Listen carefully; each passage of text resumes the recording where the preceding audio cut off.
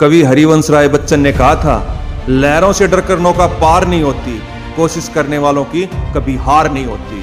अपने जीवन का एक लक्ष्य तय करो और उसमें अपनी पूरी ताकत झोंक दो, उसे हर हाल में हासिल करने के लिए। एक लक्ष्य में क्या ताकत होती है, उसकी आप कल्पना भी नहीं कर सकते। यदि अपने लक्ष्य के प्रति आप पूरी तरह समर्पित हैं, दिन रात उसी के बारे में सोचते हैं, उसी पर काम करते हैं, तो दुनिया की कोई भी ताकत तुम्हें सफल होने से नहीं रोक सकती, चाहे लक्ष्य कितना भी बड़ा हो और परिस्थितियां कितनी भी विपरीत हों। कई लोग कहते हैं उन्हें तो भगवान ने इस लायक बनाया ही नहीं है, उन्हें तो ऐसा शरीर ही नहीं दिया है कि वो कुछ हासिल कर सकें, वो तो बहुत दुखी हैं, वह मजबूर हैं। तो इतिहास में बहुत से ऐसे उदाहरण हैं जिनके सामने शारीरिक अपंगता के भी कोई मायने नहीं थे।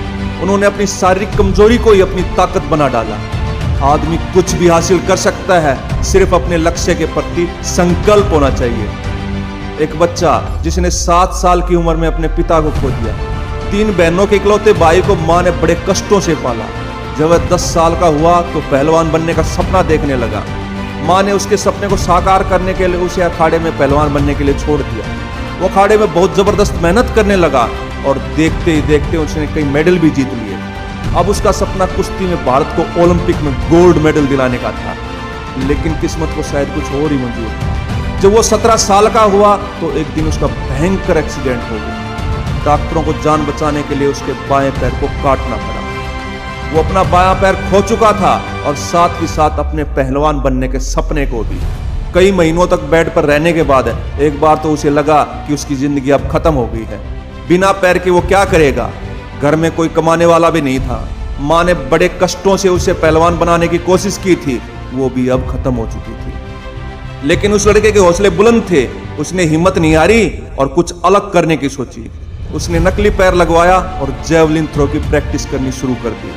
वो हर रोज सुबह 3 बजे स्टेडियम पहुंचकर जेवलिन थ्रो की प्रैक्टिस करने लगा और इसी मेहनत के बल पर उसने एक्सीडेंट के 4 साल बाद 2019 में पहली बार किसी अंतरराष्ट्रीय प्रतियोगिता में भाग लिया और वहां उसने सिल्वर मेडल जीत लिया।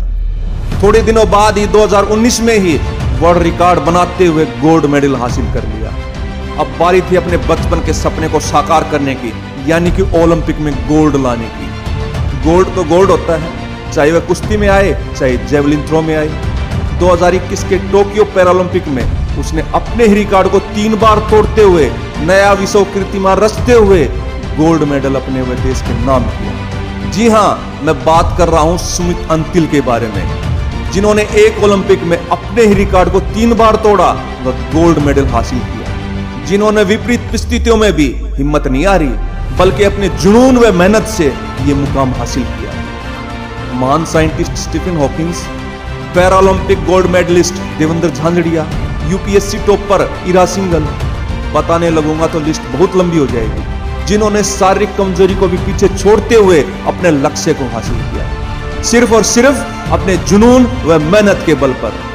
तो जब ये सब कर सकते हैं तो तुम क्यों नहीं कर सकते? एक बार सोचो, इनमें ऐसा क्या था जो तुम में नहीं है?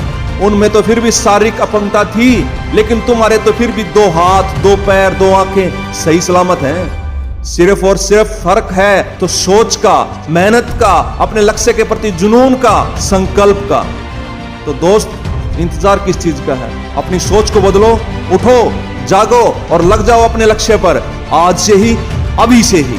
क्योंकि डॉक्टर अब्दुल कलाम ने भी कहा था, इंतजार करने वालों को सिर्फ उतना ही मिलता है जितना मेहनत करने वाले छोड़ दिया करते हैं। यदि अब भी तुम्हारे अंदर आग नहीं लगी है अपने लक्ष्य को हासिल करने की, तो इसका मतलब तुमने अपने आप को मार लिया है। और मरे हुए इंसान की जगह कहां होती है, आप सभी को पता है। और यदि जिंदा हो तो फिर कल का इंतजार क्यों? जिसको जो भी बनना है, scientist, doctor, IAS, IPS, businessman, politician, actor, वकील, जज, टीचर, आर्मी, नेवी, एयरफोर्स, जिसमें भी जाना है, उसकी तैयारी आज से ही, अभी से ही शुरू कर दो। अपने लक्ष्य के प्रति इतने जिद्दी बन जाओ कि कुछ भी हो जाए, आंधी तूफान कुछ भी आए, लेकिन आपका लक्ष्य आपको स्पष्ट दिखाई देना चाहिए।